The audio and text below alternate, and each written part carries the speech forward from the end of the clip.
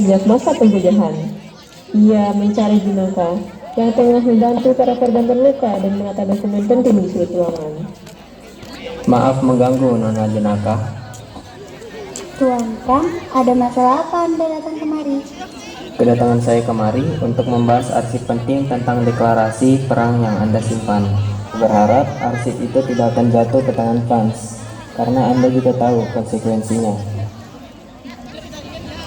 Di tengah kesibukan gereja tua itu sebagai rumah sakit darurat, dua anak kecil itu berlarian.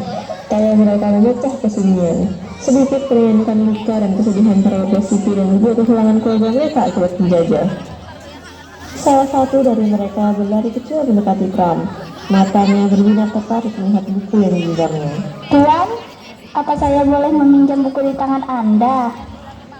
Maaf Nona kecil, buku ini sudah sangat tua dan isinya juga berat untuk dipahami anak seusiamu. Sudahlah Lila, ayo kita pergi bermain di taman gereja.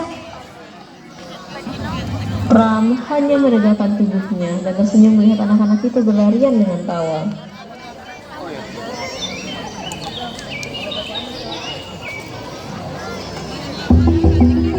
Di antara keramaian kota, seorang pria menyamar sebagai warga biasa, berdiri tak jauh dari halaman gereja.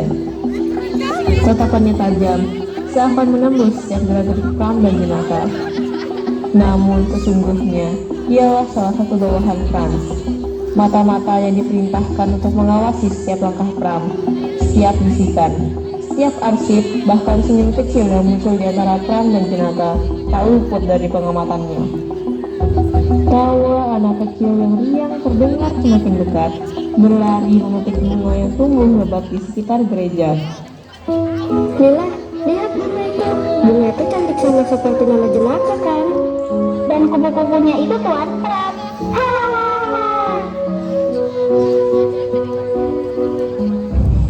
Tanpa mereka sadari, dua orang pria sudah mengintai mereka sejak tadi. Melewati lorong kecil di samping gereja, suara riang itu terhenti. Sebuah tangan kasar menutup mulut Lila. Sementara Dita berusaha menjerit namun segera terbungkam karena lap yang berbau menyengat.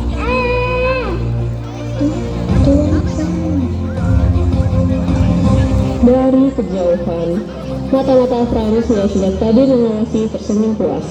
Ia merapikan pakaiannya lalu segera pergi dari tempat itu.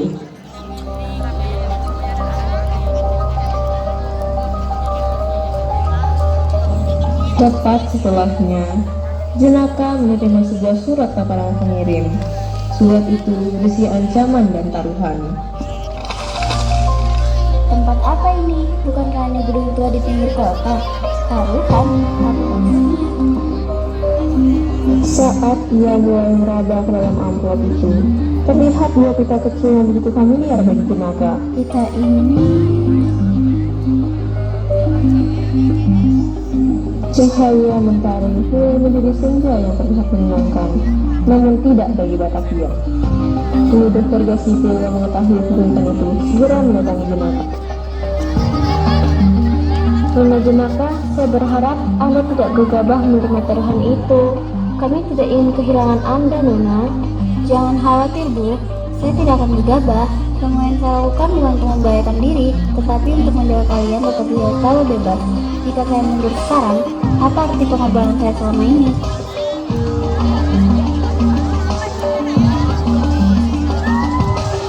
Di sebuah gedung tua yang sudah lama ditinggalkan, Franz duduk di sebuah kursi dengan tumpukan dokumen di meja menunggu kedatangan Jenaka. Beberapa saat berlalu, Jenaka yang telah lama tunggunya akhirnya berdiri tepat di hadapannya. Saya sudah datang. Sekarang, lepaskan anak-anak itu. Akhirnya kamu datang juga Nona Jenaka. Apa kamu membawa apa yang kuminta? Bawahan Franz menyeret dua anak kecil ke hadapan mereka. Tubuh mungil itu penuh luka. Sesekali mereka meringis. Pria itu mendorong kasar, membuat keduanya jatuh berlutut di tanah. Lalu dengan dingin ia mengangkat senjatanya. Ujung laras hitam itu kini terarah lurus pada Lila.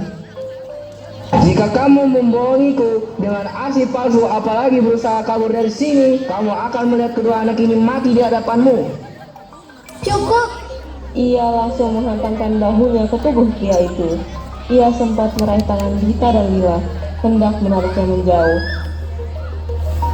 Tapi apa dayanya, kelelahan Franz tidak ditahannya dengan kuat.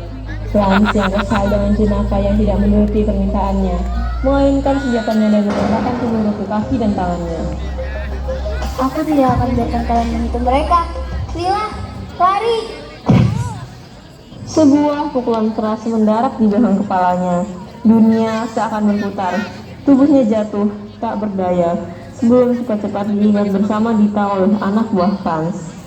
Sebelum kesadarannya sepenuhnya hilang, yang ia lihat terakhir kali, Franz mengangkat senjatanya, menembak tepat di bagian kepala Lila, membuatnya ambruk, dan dunianya yang begitu indah berakhir sirna berganti dengan gelap.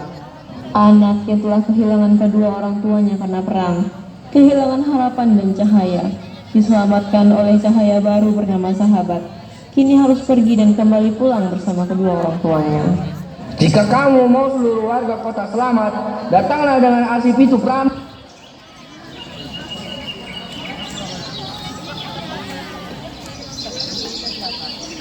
Di luar hidup-hidup menyatakan itu, Pram duduk di ruang kerjanya. Matanya terpaku pada sebuah amplop khusus yang baru saja diletakkan di mejanya oleh kurir tak dikenal. Tanpa nama pengirim, hanya tinta hitam buram di bagian depan. Kertas di dalamnya singkat, tetapi memuat kalimat yang membuatnya terkejut. Jenaka tidak setulus yang kau kira. Ia bermain dengan api, menaruh taruhan pada arsip itu. Pilihlah, percaya atau ikut terbakar. Bersamaan dengan itu, beberapa warga mendatangi kediaman Pram dan hendak menemuinya. Tuan, saya mohon tolong rawat jenaka. Ia pergi menemui Tuan Franz, dan sampai sekarang belum kembali. Tuan, tolong bawa Nona jenaka kembali. Pram menggenggam surat tanpa nama itu erat. Ia sudah memutuskan, arsip asli tak akan ia bawa.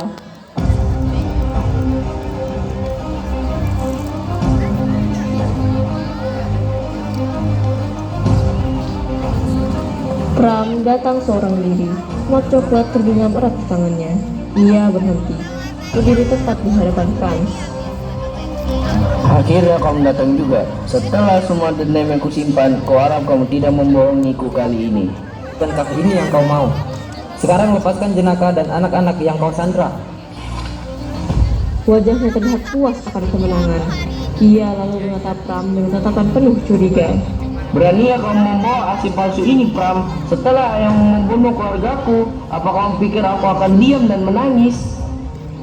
Para warga sipil yang mengikuti Pram masuk diam-diam untuk menyelamatkan jenazah saat Pram sibuk mengalihkan perhatian Franz. Franz yang mendengar suara gaduh itu hendak menyusul, namun dirinya telah ditahan oleh Pram. Pram mengangkat senjata yang sudah ia bawa, mengitari Franz, membisikkan sebuah kata-kata yang membuatnya sedikit goyah. Senjata yang ia genggamnya tangannya ia turunkan di sisi tubuhnya. Aku bukanlah ayahmu, tapi aku bisa pastikan kau akan berakhir sama seperti orang-orang yang tak berdosa yang telah kau bunuh. Beberapa detik dalam keheningan, Pram menarik topiknya. Tubuh Franz ambruk, katakannya kosong saat semua bawahannya juga telah ditahan. Seakan kematian telah tepat di depan matanya. Ia pasrah saat para warga sipil membawanya.